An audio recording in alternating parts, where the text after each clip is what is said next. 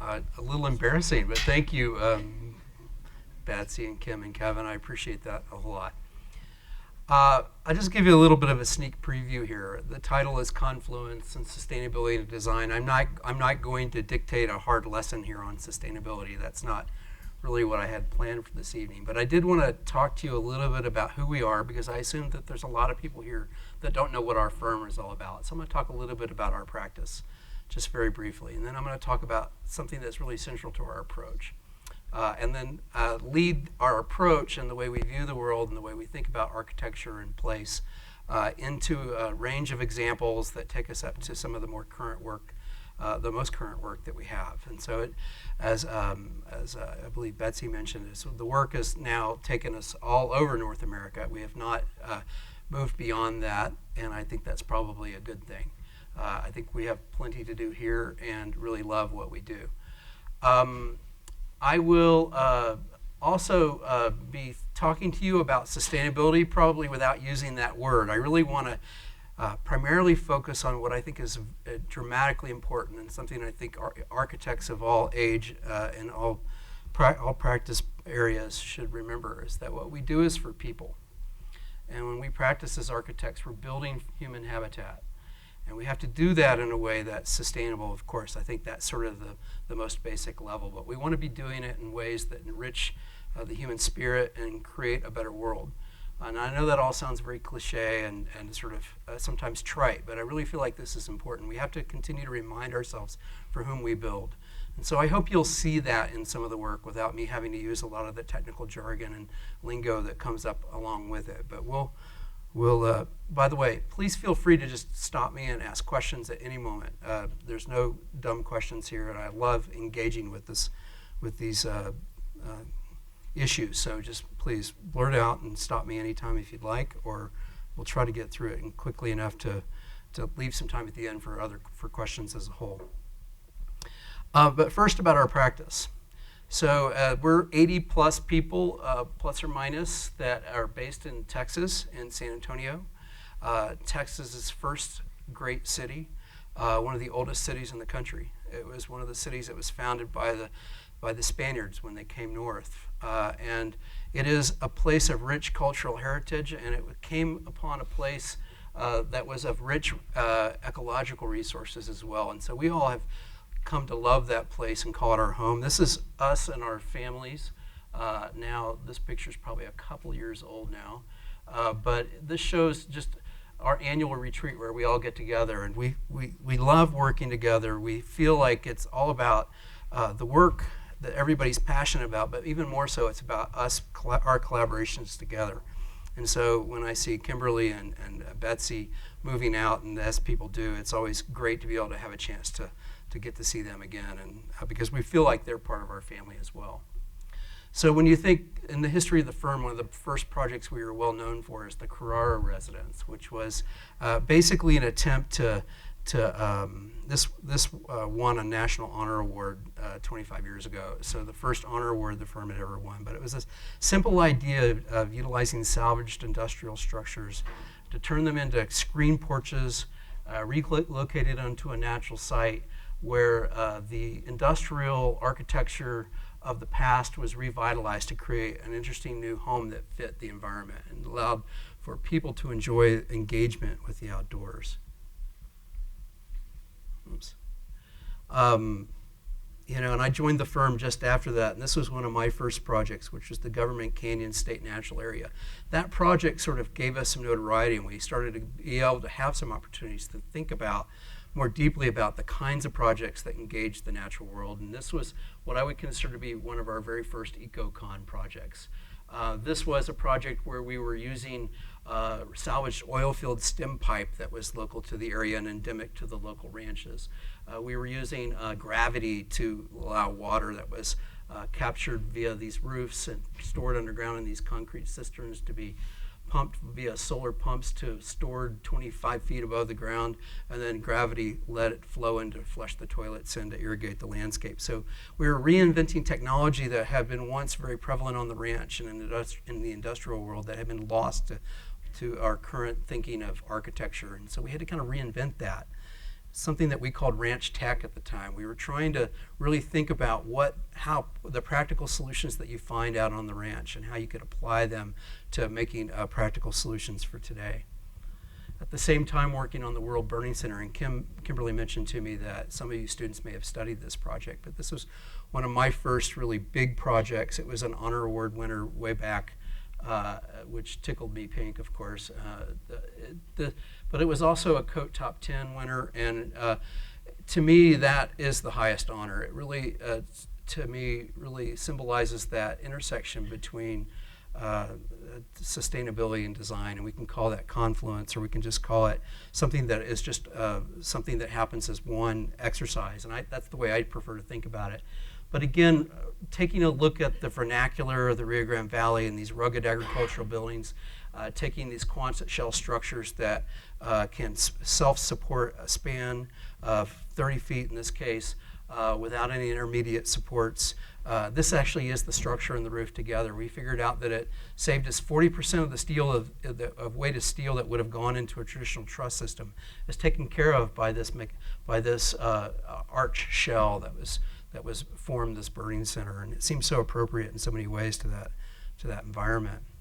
At this time, the firm is really starting to take off, and we're working on larger and larger projects. One notably is the nursing school in Houston, where we work for the University of Texas system. Tallest building we'd ever done at that point, 9 stories tall, LEED Gold certified building, one that would someday generate its own electricity, and as you can see, take advantage of natural deep daylight penetration into spaces. This was a huge exploration for us and a real learning for us to work with some of the best consultants in the world to dig into the science of sustainable practices and to create something that we hadn't ever seen before. And it was interesting for us because we were coming as sort of architects from the fat marker world, and you could almost say crayons were more comfortable to us than computers at the time. We were going through a transformation where we realized in order to achieve the kinds of things we wanted to, we needed to be able to push ourselves into more technical realms, to think more scientifically, to be more rigorous about the things that we do. This is happening at the same time LEED and other types of things that help support that are coming along, and to us that was transformative because it took us away from this world of artists and pencils and fat markers. We've never really gotten away from it entirely, but it took us beyond that to science and implementation of hard strategies that really work. And so as Kimberly mentioned, we've been fortunate to be awarded 10 COAT Top 10. That's a Committee on the Environment. It's the AIA's highest national honor they give for sustainable design. We've received 10 of these over the last 10 years. David Lake is actually going to be a juror this year, so he won't be submitting, so I won't be able to say 11 in 11 years next year, but we're going to enjoy this year because it's been fantastic validation of what we've been trying to do for all these years. Now, a little bit of our approach, and I don't want to linger on this too much. I want to get to some of the examples, which I know you guys are probably all interested in seeing, but I don't want to leave behind the idea of where we come from. And again, we're a diverse group of people that all have unique talents and skills to bring to the table, but we really truly depend upon a few basic values that we hold in common. And they really center around these 4 words. You'll find at our firm that each and every person has a respect and, in fact, love for nature. We have a desire to create and engage with place. We have, we feel like we practice and enjoy craft and think and hold it up as an art in itself without having to use such a lofty word.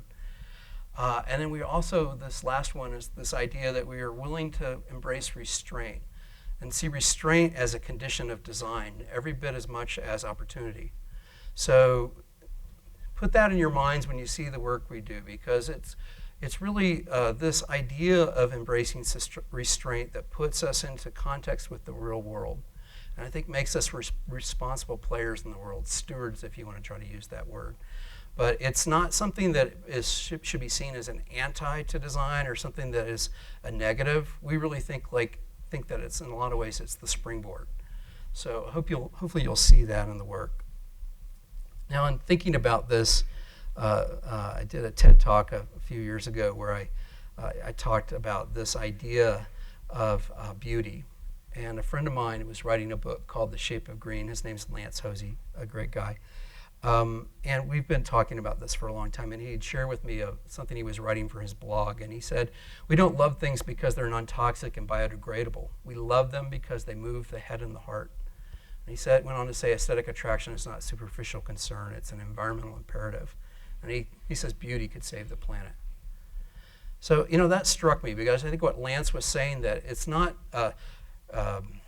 adhering to a rigorous certification process that's going to make the world better for all of us and create a regenerative kind of design approach to the world. He says it has to be something that speaks more deeply, and I think that's what we've always tried to achieve in our work. When you talk about what it means to speak to the head, that's something that we as critical regionalists, is probably the first label you could sort of name the collection of folks at our firm. We knew that idea of using materials that were abundant in the place, that could build upon local economies and reduce material impacts and embodying energy in a structure. We knew that was something of the head. We had this desire to honor the crafts of rural Americans, the ranchers and the farmers that had limited resources, both financial and material, and had to do the most with the least, and had to make these things that lasted forever. We had a lot of respect for the ability to honoring the historic buildings of the past and the embodied energy within them and trying to give them new life. And in fact, we've often think about this as something that we call, we don't really like to call it nostalgia. We like to think that we're learning practical lessons from these structures of the past. A lot of people, by the way, these are sort of the fairgrounds in Fort Worth, and a lot of people think that Lou Kahn was looking at these structures when he did the Kimball Art Museum. And so that's why I put them up here, is that we do want to try to honor the past. But the truth is, we are sentimental about these things. We do think that there's a certain charm and appeal and a longing for days gone by when life was better that we've lost. And that's undeniable to a lot of folks. But I do think that in that sentimentality, we're getting closer to the heart. And I think that the heart is something that's deeper, that we don't really talk about in design a lot, but it's there. It's something we have to address, and it really brings life to what we do as designers. And so when you think about what is the heart, is it something that is deep inside? I think it is. If any of you have read E.O. Wilson's Biophilia or studied some of the teachings of Stephen Keller and others like Jay Appleton, you'll know that there's a school of thought amongst scientists that basically says that every human has the need. It's an innate, ingrained need to associate themselves with the patterns and processes of nature. Every mobile species in the planet has an innate natural habitat selection within there, kind of a selector that's inside them. And I don't accept that humans would be any different than that. This is the Texas Hill Country.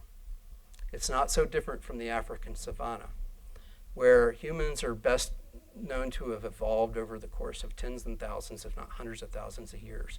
So is there really any wonder why this landscape would be a landscape that would appeal to us?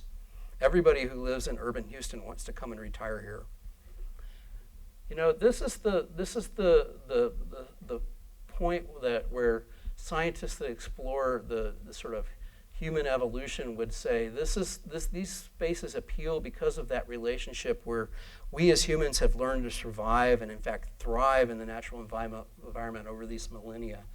And they would and what Jay Appleton and other folks did was they introduced this language that helps us to think about our relationship to these spaces. And if you haven't, stop me if you've heard these, or raise your hand if you've heard these kinds of ideas. But they say that an exhibit at a space like this, where you would be in the shade of the acacia tree, or in this case some of the oak trees that you see here, concealed from predators, concealed from enemies, surveying the landscape, looking for opportunities, you would be in a state of refuge.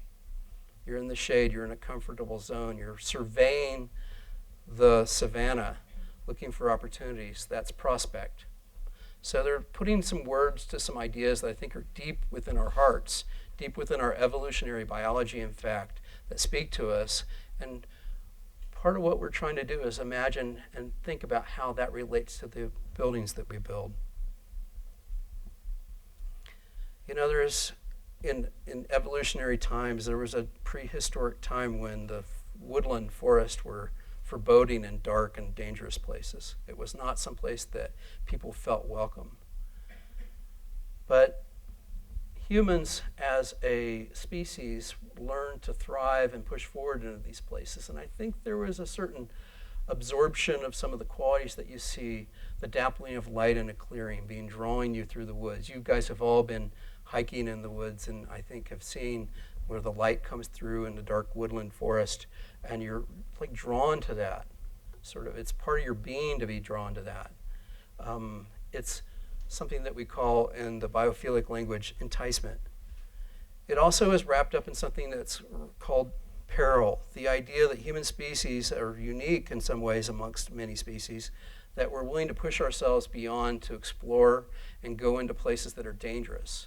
So that idea that there's a little bit of peril involved with our actions and movements and interactions with the world is something that's really deep inside of us. So what does that mean to us when we think about design in the built environment?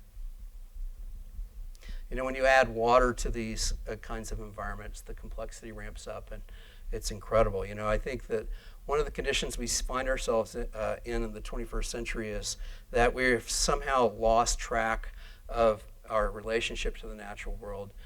For many of you as young children, you might have had a place like this that you can remember, a blue hole. This is the Blue Hole in Wimberley, Texas, where you went and interacted with nature. And so sadly, many people do not have that anymore. And it's becoming less and less common that people have ability to interact with these places. So there's a condition of loss of our spirit, a loss of the heart and the things that makes us who we are. And you can see throughout ages that architects have, throughout history, for hundreds, thousands of years, since the time that men first started to build habitat as we know it now, they really revered and looked for the qualities of nature within their architecture. You can see in these great cathedrals the actual literal mimicking of nature within the ornamentation. At the Alhambra in Spain, not only the literal mimicking of nature and the ornamentation, but the mimicking of nature within the spatial relationships and the way this space is created. You know, this perfect refuge prospect condition here where you can circulate around the edge of this courtyard looking into the light in the core that's enhanced with water and the beauty of the trees that surround you and create that screening shelter. And then, you know, when you think about the architecture of the last 100 years, you think about this movement towards abstraction. But Frank Lloyd Wright, I think of, and I apologize that these photos are old, kind of blurry, and not really as sexy as what we're used to looking at now in the digital age. But the truth is that Frank Lloyd Wright and some of his peers were moving into a territory that had never been tread before in human history. They were taking the idea of biophilic relationships and relationships to natural environments, and they were turning it into a totally abstract art, but no less rich in its intersection with the natural world and its play and contrast and sort of complementary conditions. So of course you've got the falling water on the water and this sense that there's playing with enticement and also peril and this connection that really is deeper than what we really had words for at the time when Frank Lloyd Wright was creating this kind of perfect space of refuge and prospect together. It was the refuge of the bedroom with the hearth and the floor-to-ceiling glass that creates this illusion that you're extending out into the natural world and all this prospect that comes along with that. There's incredible beauty to that, and I think it's something that we look at in our work and take inspiration from, and not that we could ever hope to be as masterful as Frank Lloyd Wright was, but to try to capture some piece of that. Even at Johnson Wax, where you see the artful use of light and daylight coming in to enliven a workspace that would be otherwise kind of wholly dissatisfying for people to occupy. These spaces are still loved today and still used and cherished and honored for what they've accomplished. And I think it's really something to think that these were the people that actually created the modern world we think of as architecture today. So Rudolph Schindler's home in Hollywood. Next time you're in LA, if you go there and don't go to Schindler House, you've really missed something. This is really incredible home that Schindler built for himself there in Hollywood. And you can look at the scale and materiality of this and understand the direct relationship to the material and things of nature, the texture, the qualities of the forms, the sort of sheltering environment that you have. But he's also doing things like using light. You can see this light in this entryway that is just drawing you in. It's Schindler's way of sort of working with this biophilic environment. And you can go in through this house and realize that the way it opens up into the courtyard and creates this comfortable, cozy environment that's such a sort of perfect habitat. You can see that Schindler was looking to the east, and that, in fact, this isn't just a European sort of evolution of thought. This is actually something that has been prevalent in Asia for many years, and in fact is still today. When you look at Studio Mumbai and this beautiful piece of architecture in India, you can see that those values and that quality of connecting people to the land, to the natural world, and speaking to their heads and their hearts is still with us. And I think it's still emblematic of some of the best architecture you're going to see out there today. Even the sort of more contemporary, more cleanly abstract and modern architecture, like what you see at the Kimball Art Museum, has that sense of prospect and refuge. You can see these symbols, the play of light, the use of texture, the natural forms that you see expressed in the architecture is incredible and inspiring. And if we take it further, there's areas that are sort of non-architectural, at least we think of them sometimes, as what do we make of color? What is it that we see in flowers that makes them attractive to us? You know, is it the symbol of the spring and the improving conditions and climatic sort of well-being and the opportunity that comes along with that? I think it is, actually. These things speak to us in deeper ways than we know. Sitting around the fire at night and staring into its flames, we can all do that forever.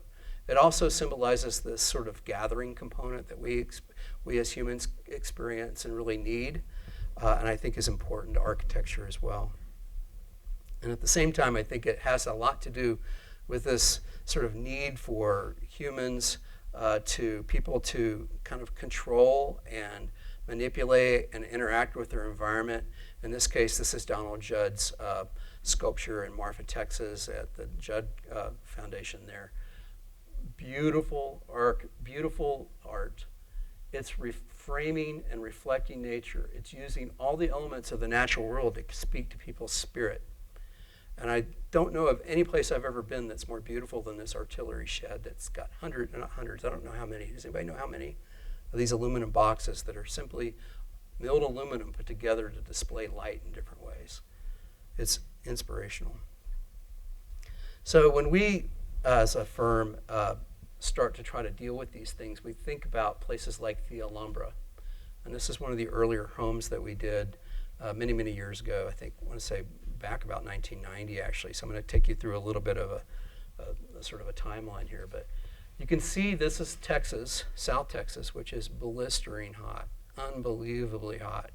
It is so hot and so humid and so like terrible at times. You have to, you actually want to go inside and just shelter. You don't want windows, you don't want light, you just want to kind of get away. And so what this house is trying to do is do exactly what was happening at the Alhambra, which is to create this oasis, this courtyard, this human habitat in the midst of a harsh, rugged, natural world that will kill you unmercilessly. This is the Chihuahuan Desert where you can't last a day without water. It is unbelievably harsh environment, but there's this attempt for us to try to create places that speak to that refuge, but also hearken to the prospect beyond and a communication between the indoors and out. This is a compressed soil block building made with the crinkle tin that's common in the ranch land of South Texas, and really trying to create a humble gesture that's just as enlivening and sort of beautiful as what the Alhambra is, if that's possible. So this is the sheltering trees, the live oak trees on the outside, and this sense of how you enter into this refuge that probably should have preceded the other slide. So, this is the heart of the matter here. It's this idea that we can utilize and get next to nature and actually make it part of the beauty of every place, because we feel that beauty exists at the confluence of the man-made and the natural worlds. And I don't know how to like explain that in every design move, or it's not a partie, it's not something that's intellectualized. It's something that comes from both the head and the heart. But these structures that we try to do are trying to create that in every level. This is the restroom facility at a nature center that we did a few years back. And it's like, this is just the restroom, but every part of what we do should be part of that dialogue between the human and the natural world. It's again going back to the sense of where we came from in the savannah, and then contrasting that against places that are a little bit more harsh. This is West Texas, out near Marfet. There's a lot of people that aren't from the West that can't deal with the vastness of the open landscape that we all take for granted here. They don't understand how humans can kind of like take it. In fact, it makes them really uncomfortable. But I think when you start to really look at these landscapes, you start to take inspiration from them, and you start to kind of understand how humans come about reading the landscape, and the first thing they'll do is survey the edges and create boundaries and start to name things like these mountain peaks. You can probably guess they're named Twin Sisters. And I'm sure that there's a Twin Sisters peaks in almost every state that come from prehistoric times, basically, that people were naming these landmarks. What do you do if you don't have these landmarks on the horizon? What do people do? Well, a lot of times they'll plant trees. And when you plant trees, you plant them all in a row. It's sort of the rational, intellectual human coming into a natural, organic, chaotic, dispassionate nature and creating their own home. And so you see it time and time again. You can't escape these things. We're always making edges and boundaries and lines that juxtaposed against the natural world. Some of these lines are very destructive, and some of them are incredibly beautiful. I'm not trying to make a value judgment on that. I'm just saying this is kind of what humans do. It's really no different than other species that build do. They're trying to create something that works for them as a habitat. This is Fort Davis. It's an early fort in West Texas, where you can see this order coming in. It's that human brain that wants to come in and make order of what is considered chaotic nature. We want to frame and we want to create boundaries. In fact, I think that cities can be seen as an edge against nature. These places that we dwell in are sort of, they're made up of nothing but boundaries. And we can think about architecture and all the space we make as a series of edges and boundaries too, that are created to make us feel comfortable or make the space useful, or to think about, our relationship to scale and other things. There's this refuge from the vast open which brings us together in certain places, and especially when you have things that intensify it. We talked about water and that type of thing, but you can also talk about food as an intensifier of community and a sense of well-being within a space. And so you can see the people creating refuge space all over and coming together and having social interaction. It really becomes, for a lot of people, it's a necessary thing. I mean, if I happen to be a bit more of an introvert, but if you're an extrovert, you need that, like almost as much as drinking or eating. And that is something that we can't deny is important to the way we shape the world. So, a few more examples. This is a house in New Mexico where you can see it's like Prospect and Refuge on steroids here, with every space. You can see the northern winds are being excluded from the interior to protect it. The south and southeastern breezes are blowing through. The views from every space are both sheltered from light, but views to the outside, and it's sort of this diagram that we create over and over and over again in the work that we do that sort of drives a lot of the sort of foundational organizations of the structures, and then even the aesthetic. So you can see the courtyard on the left and these spaces that penetrate in and out, these movement spaces where there's junctions between solids and voids. That's all coming out of that Prospect-Refuge relationship, and how it creates and works with enticement and other elements to create movement and enjoyment of space. In fact, that's the other thing I want to emphasize here is it's always about movement. It's not about a static thing. If we're thinking about architecture as a thing, I think we've missed it. Right? We're creating habitat, we're creating place. We're doing that and engaging that through movement. That's really kind of the most important thing that I think we start with every project is the idea is, okay, now I've arrived at the site, what now? It's about thinking about moving from here to there, from there to there, and back again, and what all that means. That's how we live our lives, and we shouldn't, think otherwise. It's not about the drawing we put on the page or the model we make and take an image and do the rendering of. It's about being in that place and living there and moving through it. So, enough of that. Common areas that are used for ceremonies. This is Arizona State University. New structures that we did there, and this is one of their convocation grounds. But you can see the sort of dependence on the traditional ways of thinking about the world, about the landscape in the world, and what it means to be a college campus and to have a convocation grounds.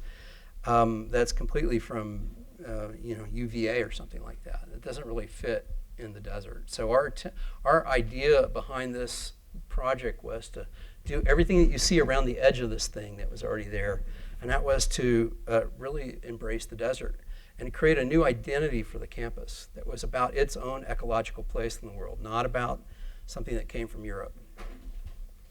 And so in doing so, we wanted to look at making sure that there were no stormwater left the site, that we were making use of every amount of water that fell on that land. There was nothing that was piped, and it wasn't evident to be seen.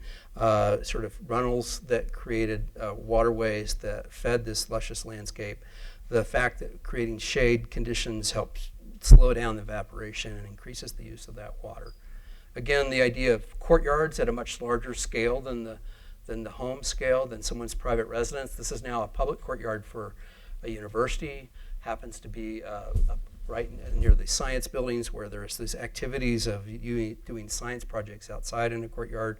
And in fact, in the desert, the thermal mass of the courtyard creates a little microclimate that we've discovered. So it really works on so many levels, not only speaking to the humans, users, and their bodies and how they enjoy and feel comfortable in space, but also the energy efficiency and sort of sustainability of the structures that we build. Nut trees and water being celebrated just for the pure joy of it in a lot of cases. But that joy is what makes us all happy and enjoy these spaces, and it makes these spaces simply what they want to be.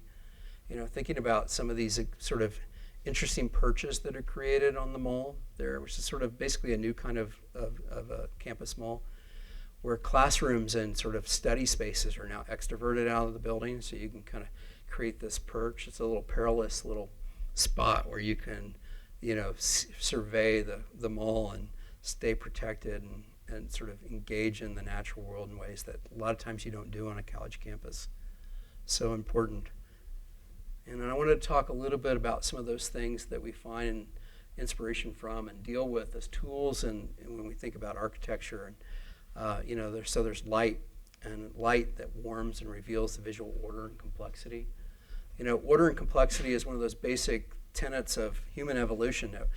We're in a lot of ways stand out from other species because of our ability to deal with order and complexity, to create language, to see patterns, to read the landscape, to do all the things that we do as a sort of an evolved species.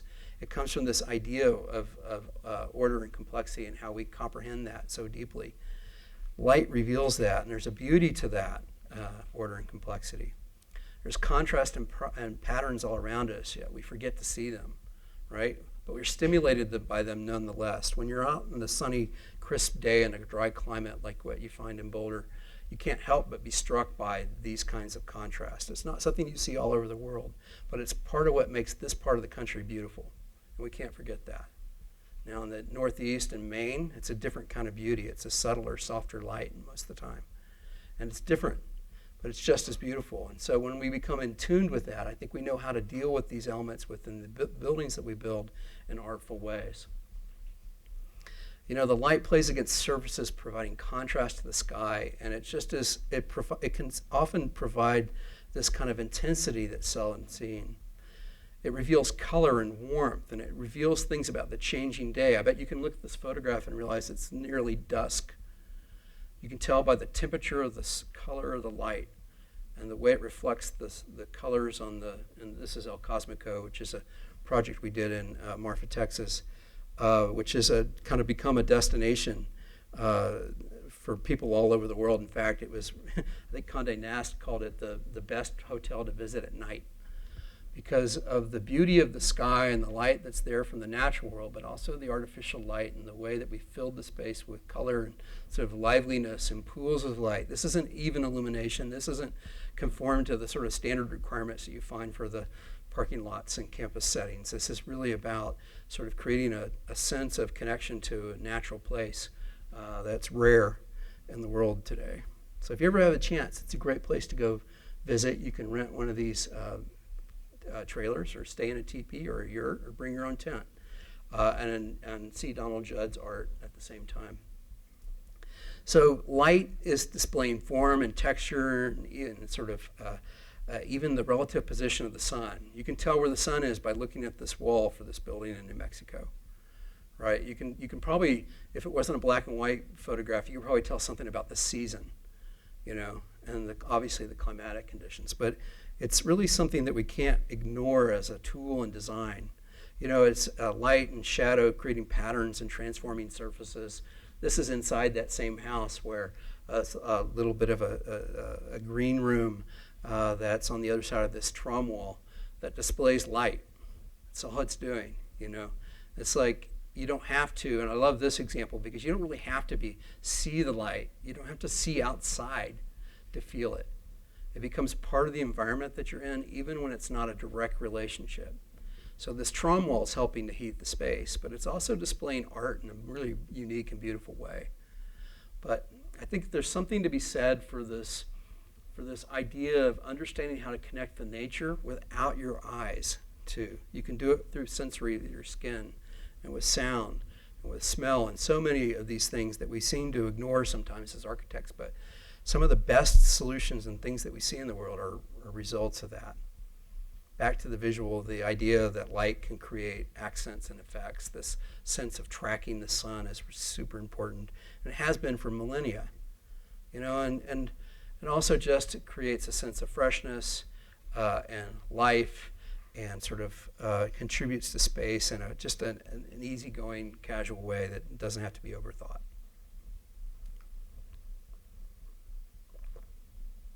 So I wanted to just use an example of a project that was completed not long ago that was for the Livestrong Foundation in Austin, Texas, and it started with this building that you see here on the screen. It was really just a big paper warehouse, 30,000 square feet. It was just a one-story, kind of 1.5-story volume. That was tilt wall and brick, and in fact, Brandon over here. Brandon Anderson, who some of you may know, worked on this with us, and in fact you were the project architect on this project, and really we had a great time working together on that. But we went in and demolished the roof, took out this core because we had this big footprint that had no life. It was dead. It was just completely absent from anything that kind of spoke to a relationship to the natural world. So we thought, well, let's go in and put in sawtooth roofs in the core and allow this beautiful natural northern light to infiltrate the space. And we were able to use that wood that we salvaged from the structure above to create these little refuge spots and combinations of little meeting spaces, kitchen on the right, a casual meeting room there in the center, other meeting rooms that were all attuned to their own uses, and created a little village indoors. And the village worked because it was flooded with natural light. And the village worked because we created patterns and areas for different people to congregate. Betsy, was your cousin, brother? Brother was working at Livestrong and helped us get a kind of a bead on what people thought about this space, and did a little questionnaire. And, what we learned was so amazing, and they didn't really talk about thermal control and all the things we obsess over as architects, but they said, we used to work in a crummy old building, office building on the Loop, and it was kind of a standard. It was a law firm that they'd taken over, and he said we never brought anybody to our office. And he said now when our friends and family come to town, we bring them to the office because they want to see how cool it is, and it is. Because the people at Livestrong knew that they didn't want to live in some crappy place. They knew they have learned a lot of lessons about health and about the importance of staying healthy and about living. And so they wanted to live that in their place. It's a completely open office, but it's so lively and engaging inside. And I think it has to do with the sense of wanting to connect to the natural world at its core and the openness that they created inside. Anyway, enough about that. So, we're going back to light and bouncing off these ideas, and we're seeing that, light and movement can draw people in through space. This is a project in Louisiana, kind of moving through time, back to Texas, looking at Shangri-La Botanical Gardens in Orange, Texas, where, we're starting to think about the natural world a lot in context, but then those intrusions and insertions that humans make that make it sort of readable to us.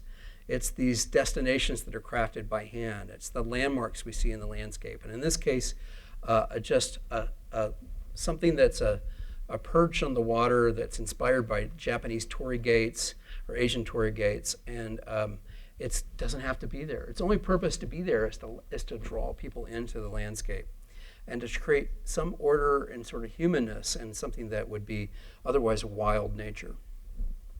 And so we kind of feel this comfort as humans, at least in the modern world, where we engage with the man-made without this platform across this beaver pond. I don't think people would feel welcome there. I don't think they would have engaged with this environment as much. And so we're trying always to think about how to insert these man-made things in such a way that they touch the ground lightly and do no harm, but allow for people to go in and engage with the natural world in ways that inspire them. And in fact, create the sense of surprise.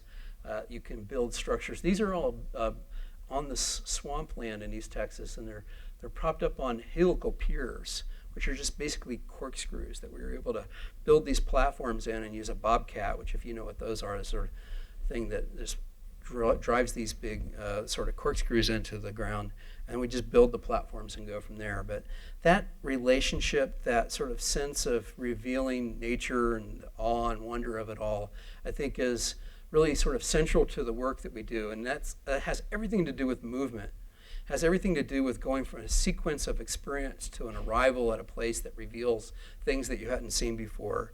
And so in architecture, if you think about the best places you've ever been in your life, I would bet you that they involve some kind of process like that.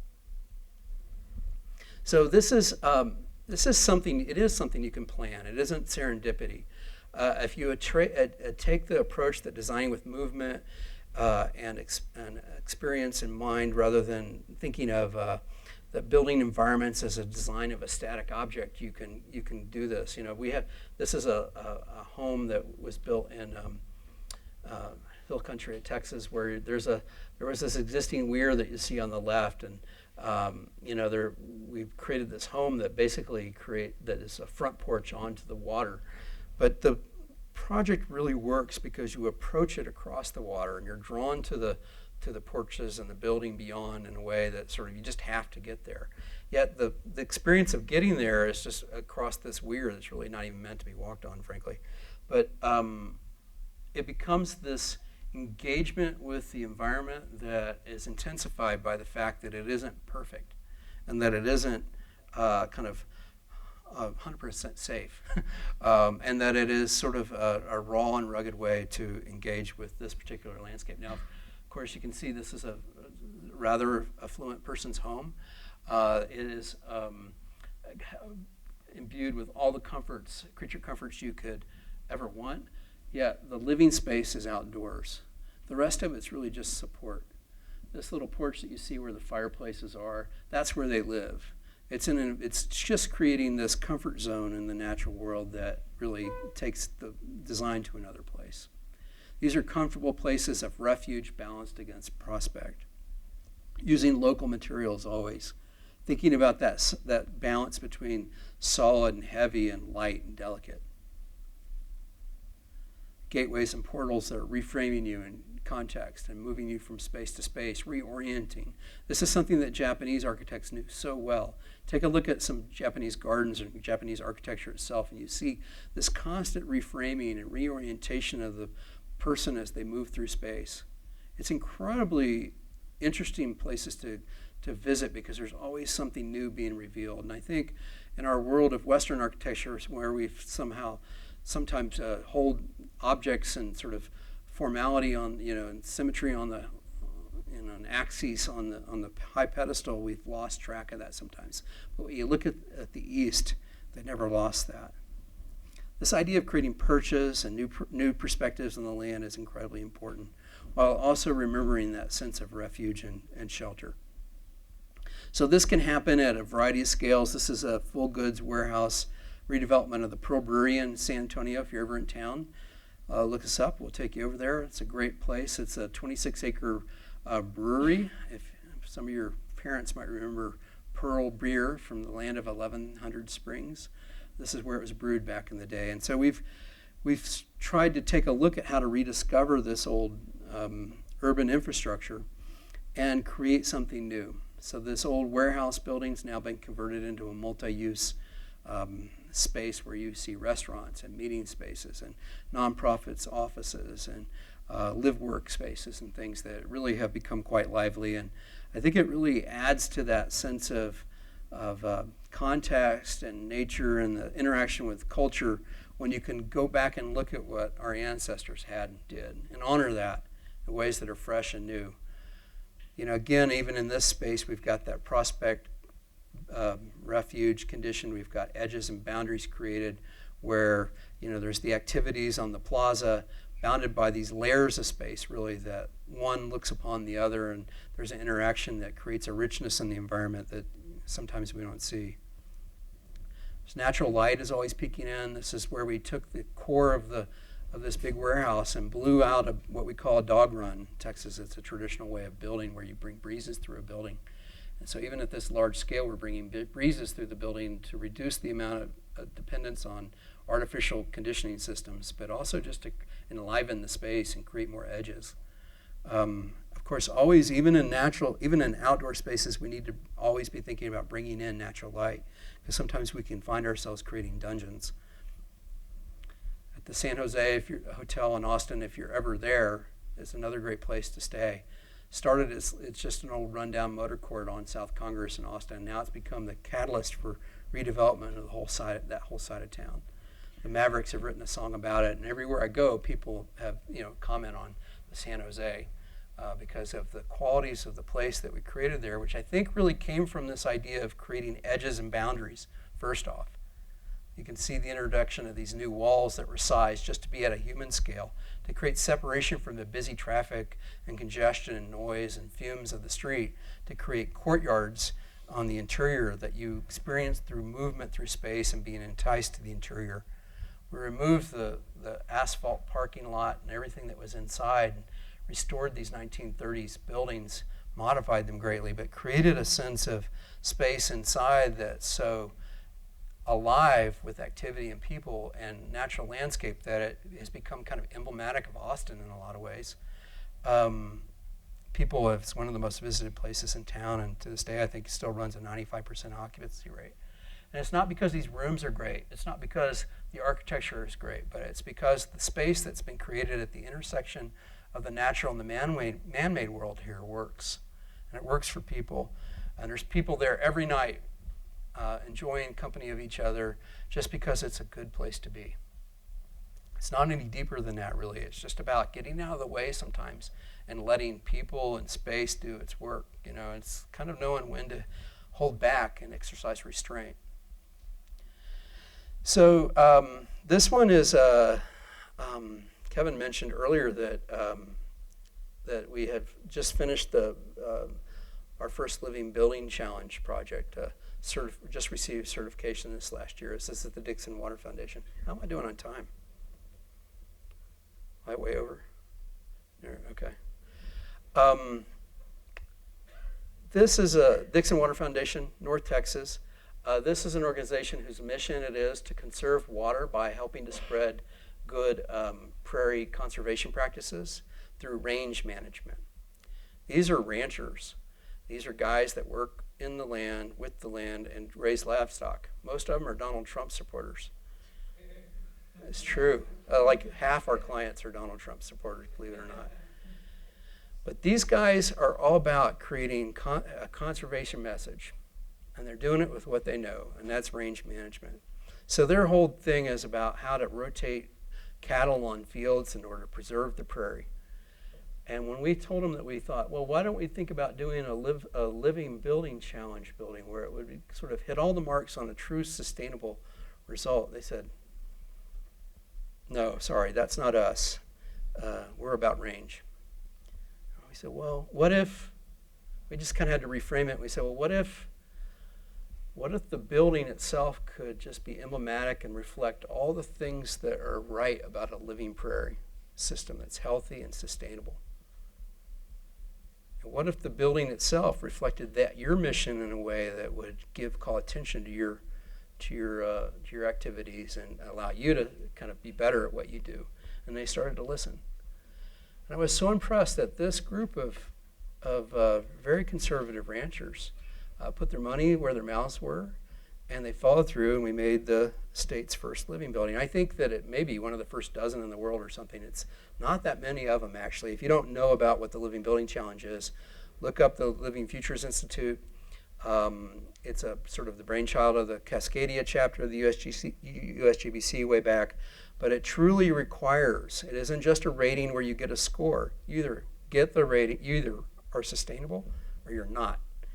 That means that it required us to think about every aspect of this building and the way that we live in this and use this structure. So it's net zero energy, it's net zero water, it's zero toxins. It is using materials only from the local area.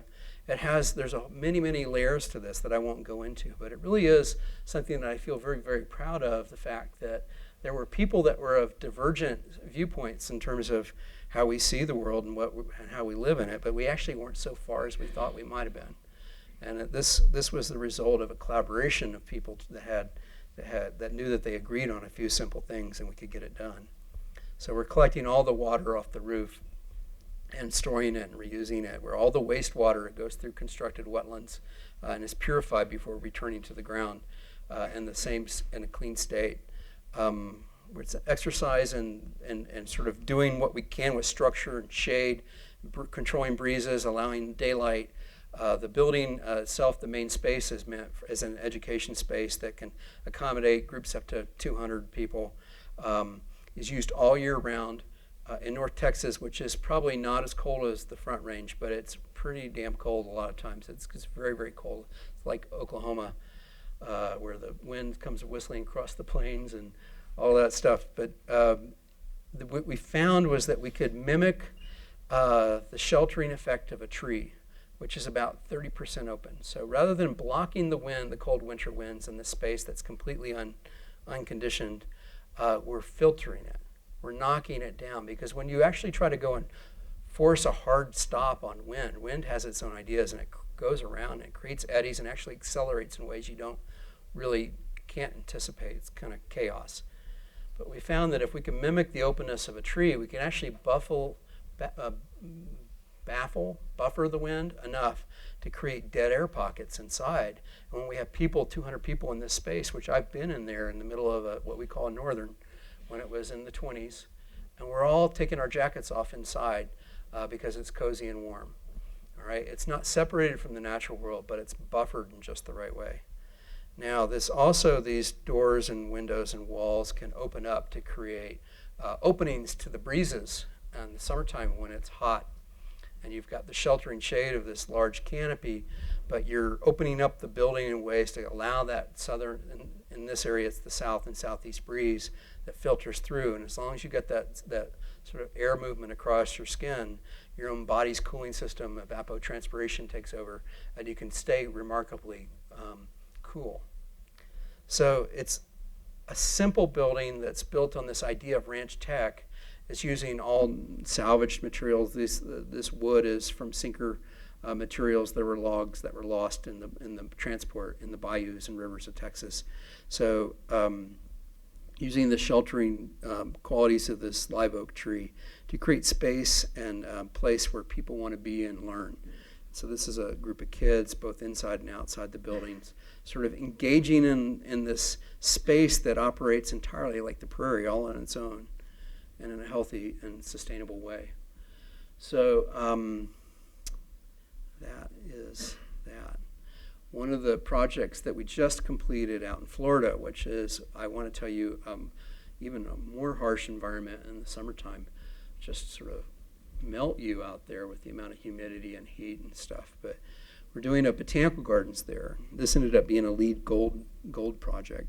But we're reclaiming the Maluka infested swamp, the invasive species that were planted by the early settlers to drain the swamps. These trees actually suck up all the water and actually taken over the environment. And so we're in the process, in fact, through huge swaths of these invasives have been removed, and this new botanical gardens is being inserted to honor both Florida landscape, but also landscapes from across the latitude upon which this exists. Our approach to this solution was, again, this idea that why would I want to go to the natural botanical garden and find myself separated from the natural world via closed doors, looking out through windows? And why would we have people arrive at a building when they can arrive at a landscape? So this is the entry sequence. It's basically a long trellis structure that, can you guys hear me? I think something happened with the speaker. It's all okay. It's creating that sense of dappled light. It's a little bit like the acacia tree that provides the shade on the savanna. But it's about moving people through this space and intersecting with. You just want to click. Did I run out of juice? I've been talking too long. Can everybody hear me okay? All right, I'm almost done, I promise. But every time you come to an intersection, you're reoriented and you see this. And this is the collection. This is the Rousseau environment that the director said he wanted to display. And Rousseau is, you've probably seen his painting, The Jungle. If you've taken art history, you know that. The idea was that this would be in a Rousseau kind of experience, but it couldn't be obstructed or hindered by architecture. It actually needed to be a place where architecture just really became the conduit by which you viewed the landscape. So you're launched out into the landscape, in this case towards the children's gardens, from this sheltering pavilion, which really feels as much a part of the landscape as anything else. And you forget that these structures back behind are the gift shop and the restrooms and the exhibit spaces and all those kinds of things. But the real experiences of the outdoors and of engagement with the environment. And I want to say that I think that apart from all the other sustainability strategies, what I'm proud of in this is that the seamless interaction between architecture, the man-made world, and all the craft that goes along with that goes into the juxtaposition against the natural world and sort of the contrast, but also this kind of intersection and confluence between the two is what I think is really sort of the most amazing thing about this project. You know, I don't want to leave behind the urban environment, because as folks who really care a lot about sustainability and moving architecture forward, we can't forget that cities are efficient structures by which we can live and interact and really accomplish a lot as a species. And so in thinking about how we do that, I wanted to show you an example of 1221, which is a new apartment building in San Antonio, right downtown. And it's the reclaiming of an old structure that was half built during the downturn. Developers went belly up, and these sort of big concrete masses were just left sort of hanging there in our environment. They're sort of reminders of all the problems we face in urban environments. And so we were able to luckily go in and sort of pick them apart and tease out spaces and sort of forms and relationships that sort of worked better for people than what was originally planned, I think. It was sort of embracing and celebrating the streetscape in this part of urban San Antonio, taking what you see on the left and creating just enough greenery and life and color and architectural sort of character to the table to make it something that had never been before, and basically was unseen in this part of the city. And it was taking these old massive structures that were left incomplete and really creating something of a lively, engaging, natural space within it that really a series of courtyards and spaces that allowed the residents within these towers to have space that they could call their own. You know, loaded with some of the kinds of amenities that you expect to see. And that each space, I think, is always trying to go that extra step to create that little perch, a little bit of peril, a little bit of articulation and craft, a little bit of light and color and contrast and order. You know, it's all layered upon each other, color, to create something that I think is an enriching and enlivening place to live for people on a budget. You know, views of the city of San Antonio. This happens to sit right on the Riverwalk, and in fact is a huge part of the draw to this place is the rivers that we find in our cities. And I know that Denver and Boulder have these as well, that sort of become these natural conduits for movement through our communities and are so important. It's tragic that we've lost so many of them. I want to just very briefly, I think, end on this example in Denver and the Lodo district, which is a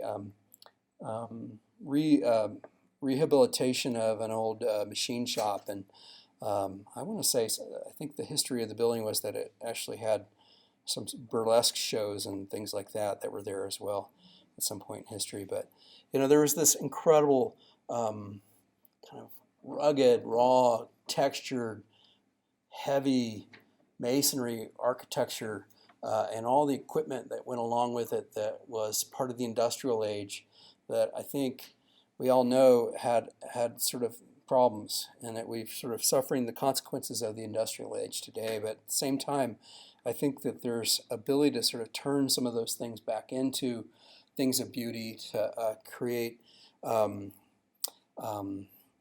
places that you know you wouldn't expect in urban environments. This idea of a courtyard in an urban space that's sheltered from the street, is protected from all the things that you find in urban environments, but at the same time it's completely connected to the interior and really a big part of what makes interior space work.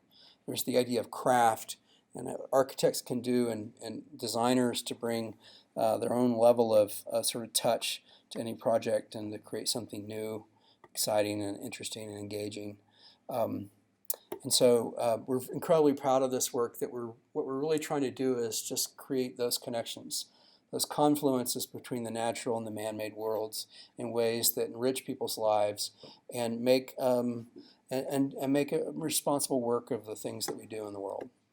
So with that said, this is the final slide. I would be happy to entertain questions if anybody still has energy after all that talking.